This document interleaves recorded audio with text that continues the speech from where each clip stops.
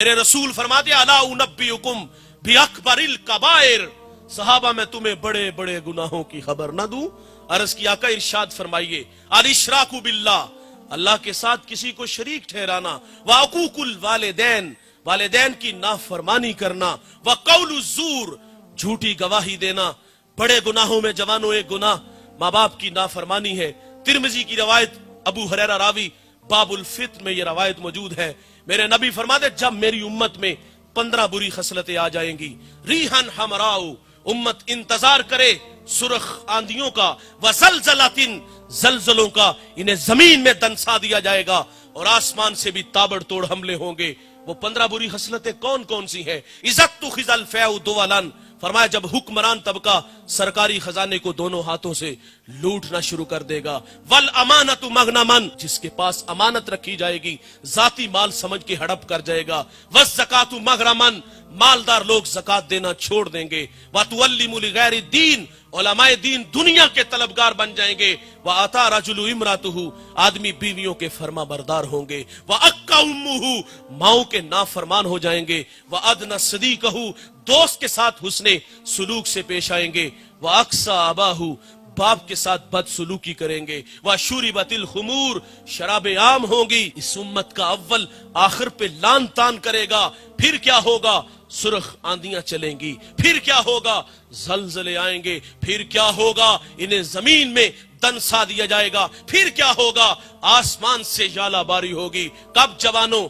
जब माँ बाप दुखी हो जाएंगे। कब जवानों? जब माँ बाप औलाद के रवैयों से नाला हो जाएंगे। फिर रहमत खुदाबंदी रूठ जाएगी और उसकी जुज़वी अजाब का इजहार आपने चंद अय्याम पहले एक कश्मीर में झटका, और वो झटका यहां भी लगा था। वहां झटके ने थोड़ा सा जोर पकड़ा, सुहाग उजड़े, बच्चे यतीम हुए, अरमान कुचले। एक झटका 2005 में लगा था, मानसेरा से जिला बाग तक 1 लाख इंसानों की हड्डियां तोड़ गया था। ये जुज़वी अजाब संभलने का मौका देते हैं। ओ माँ बाप के नाफरमानो, माँ बाप का दिल दुखाने वालों, माँ बाप की नाफरमानी करने वालों, अगर खुदा की रहमतें रूठ गई, ये कोड़ा अजाब का पहाड़ों में चला तो तोड़ के रख दिया। ये अजाब का जो कोड़ा अगर पंजाब में बरसा, ये दौड़ती गाड़ियां, ये फलक बोस अमारते, ये बंगले, ये प्लाजे, एक ही झटके में वो खाक में मिला देगा। साहिब, माँ बाप की नाफरमानी इतना बड़ा गुनाह है कि खुदा की रहमत रूठ जाती है, उन्हें जमीन में खींच के ले जाएगा। मेरे रसूल से एक सहाबी ने पूछा, बंदा नवाज कयामत कब आएगी? कोई निशानी इरशाद फरमाए। तो आका फरमाते जब माएं जलील हो जाएंगी। और ये घर घर की कहानी है। मुझे एक खातून मिली, उतरा हुआ चेहरा देखा, मैंने कहा बहन खैरियत? फूट फूट के रोने लगी। कुछ आंसू थमे तो मैंने कहा बताएंगे कुछ? तो मुझे कहती आज बेटे ने मुंह पे थप्पड़ मारा है। मेरा हाथ पकड़ के सर पे रखा, करीब था कि फट जाता।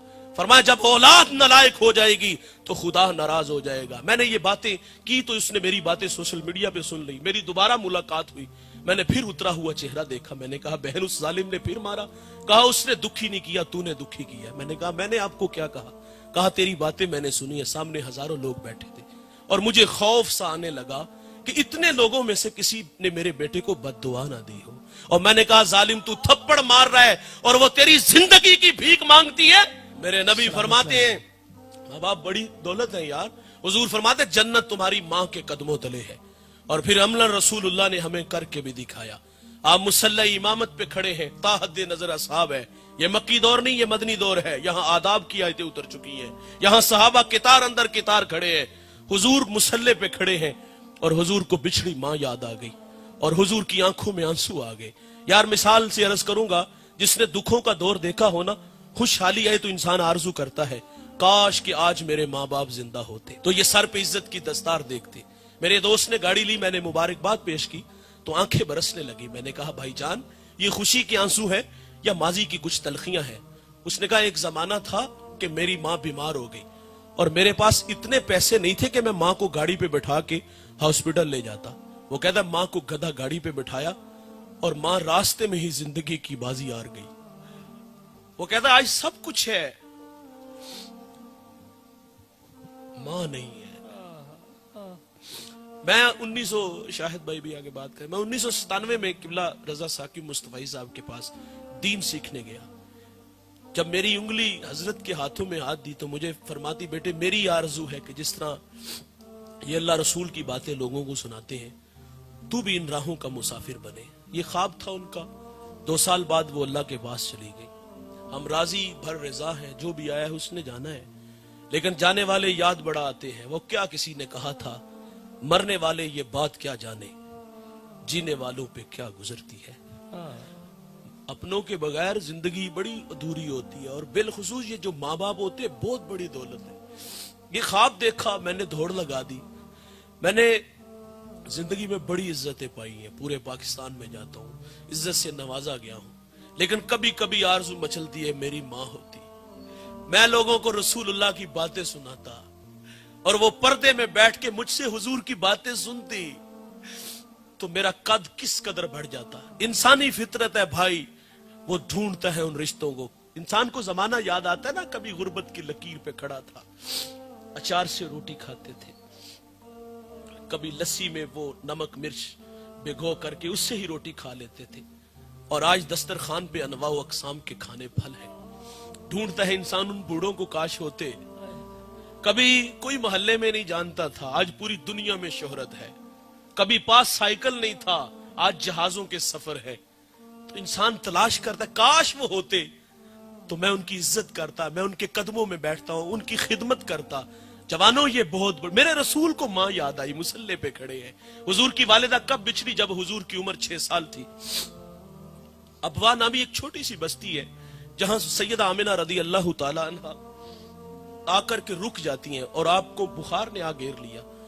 آپ جان گئی کہ یہ بخار میری جان لے لے گا. وقت رخصت ام ایمن سے کہا کہ میرے بیٹے محمد کو باحفاظت امیر قریش تک پہنچا دینا، اور پھر حضور کو پاس بلایا. ادھر بچپنے کی معصومیت، پیشانی میں نبوت کا نور، ماں بیٹے میں کھپ سی جاتی ہے. 2 باتیں کی اور پھر ہمیشہ کے لیے پہاڑوں میں سو گئی.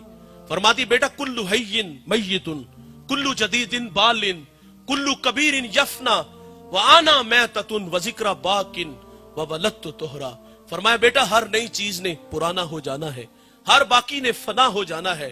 فرمایا بیٹا میں بھی جا رہی ہوں، لیکن سنو میرا ذکر باقی رہے گا، اس لیے کہ میں تیرے جیسا سونا محمد چھوڑ کے جا رہی ہوں. سانسوں کی مالا ٹوٹ گئی، موتی فضا میں بکھر گئے. حضور ماں سے لپٹ کے روئے، اور پھر اپنے ننھے ہاتھوں سے کالے پتھروں کی قبر بنائی، اس پہ آنسوؤں کا چھڑکاؤ کیا.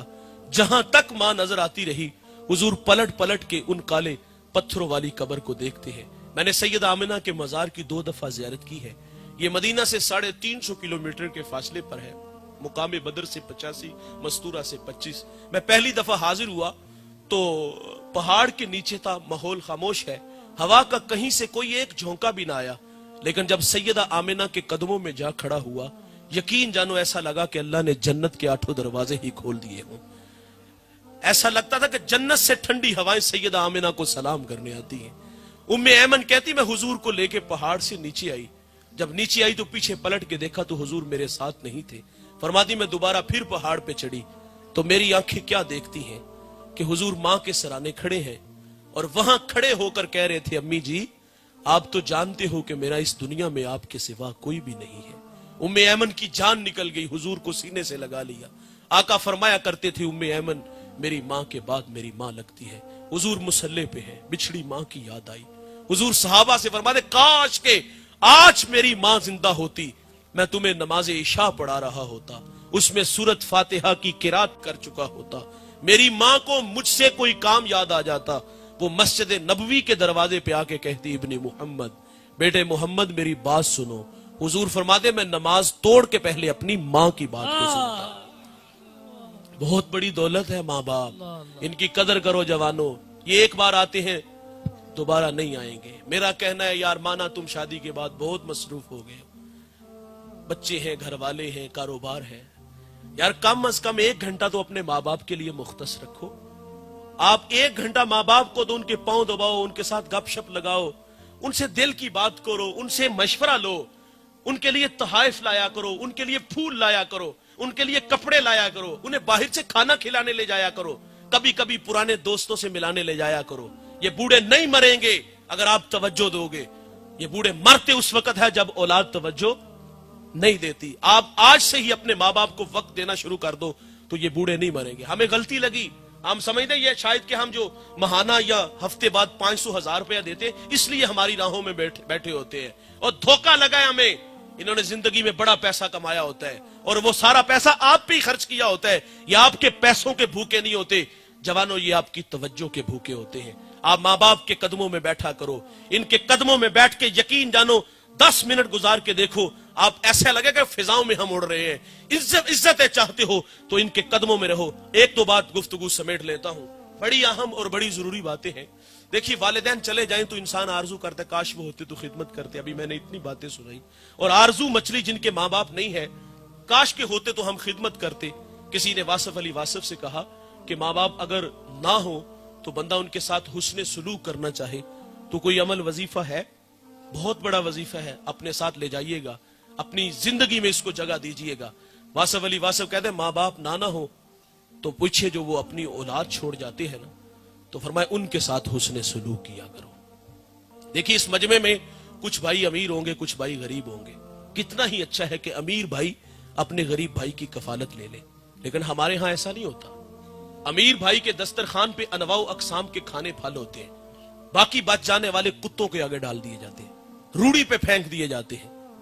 اور دیوار کے متصل بھائی کا گھر ہے، اس کے گھر میں فاقے ہیں، بچے روتے ہیں بلکتے ہیں، بھائی کو پرواہ نہیں ہوتی. میں اس شخص کو جانتا ہوں جو 5 فیکٹریوں کا مالک ہے، اسی فیکٹری میں اس کا بھائی ملازم ہے، بھتیجے بھی گالیاں دے لیتے. کتنا ہی اچھا تھا کہ 10-20 لاکھ روپیہ بھائی کو لگا کے کاروبار دے دیتا تاکہ وہ بھی عزت کی روٹی کماتا. لیکن ہماری آرزو ہوتی کہ یہ ساری زندگی ہمارا محتاج رہے. اور کتنا ہی اچھا ہے اس مجمع میں اگر کوئی بھائی امیر ہے تو وہ اپنی غریب بہن کی کفالت لے لے. ایسا بھی نہیں ہوتا. غریب بہن تو بھائی سے رشتہ لینے آ جائے نا تو بھائی کے تیور دیکھنے والے ہوتے ہیں. وہ کہتا تجھے جرت کیسے ہوئی ہے، تو اپنی اوقات تو دیکھ، تو میری بیٹی کو 2 وقت کا کھانا بھی نہیں دے سکتی اور رازق تو ہے. ہمارا کہنا ہے بہنیں ولی بنا دیتی ہیں. یہ اچھی لگتی نہیں لیکن یہ بھائیوں کے حق میں اچھی بڑی ہوتی ہیں. ماں باپ نہ ہو تو بہنوں کے ہاتھ بھائیوں کے لیے ہمیشہ اٹھے رہتے ہیں، اور بہنیں ماں کا روپ ہوتی ہیں. یار ان سے رابطے میں رہا کرو.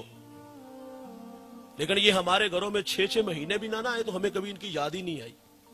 یہ تو بیچاری ماں باپ کے بعد اگر چھٹیوں میں بھائی کے پاس رہنے آ جائے نا تو 2 دن بعد وہ واپس گھر چلی جاتی. بھائی کے تیور ہی ایسے ہوتے ہیں. کیسے بھائی ہو یار، تمہیں بچپن کا زمانہ بھول گیا؟ تمہاری زندگی کی بھیک مانگتی تھی، تمہاری بھلائیں لیتی تھی، آج تجھے بہن کی یاد ہی نہیں آتی. لوگ ہم سے مسئلہ پوچھتے مولوی صاحب بہن تحفہ دے تو لے لینا چاہیے. تحفہ کیا مانگتے ہو؟ زمین مانگتے ہو؟ بہن دے گی تمہیں زمین. وہ جانتی تھی اگر میں نے زمین نہ دی تو بھائی ہمیشہ کے لیے میرے ساتھ رابطہ ختم کر لے گا. بھائی جو نفرت کا 10 سکھا کے جاتا ہے کہ پھوپھو کو منہ نہیں لگانا، میں مر گیا تو اس کو میرا منہ نہ دکھانا، اور اس سے 5 کروڑ کی زمین ہتھیا لی، تحفے میں لے لی، اور تمہیں کبھی اس کی یاد بھی نہ آئی، کبھی اسے اپنے پاس بھی نہیں بلایا. یہ میرے نبی کی سنت ہے کہ بہنیں جب گھر آئیں تو ان کو خالی ہاتھ نہ موڑو، ان کی جھولیاں بھر کے بھیجا کرو. لیکن ہمارا بہنوں کے ساتھ رابطہ. اور میں سوال کروں گا آپ لوگوں سے، بچوں کے دل میں خالہ کا پیار ہوتا ہے، پھوپھو کا کیوں نہیں ہوتا؟ رشتوں کی قدریں سکھانی چاہیے. یہ بڑی اچھی بات ہے کہ بچوں کے دل میں خالہ کا پیار ہے، پھوپھو کا کیوں نہیں آتا؟ میرے بچوں کی عادت ہے الحمدللہ، میری بہنیں آئے تو میرے بچے پھول لے کے استقبال کرتے ہیں. اپنی بہنوں کو عزت دو. اور ایک بات یاد رکھیے گا، جس گھر میں بہن بیٹی خوش نہیں روتی ہوئی گھر سے جائے گی اس گھر میں رحمت کے فرشتے نہیں آئیں گے.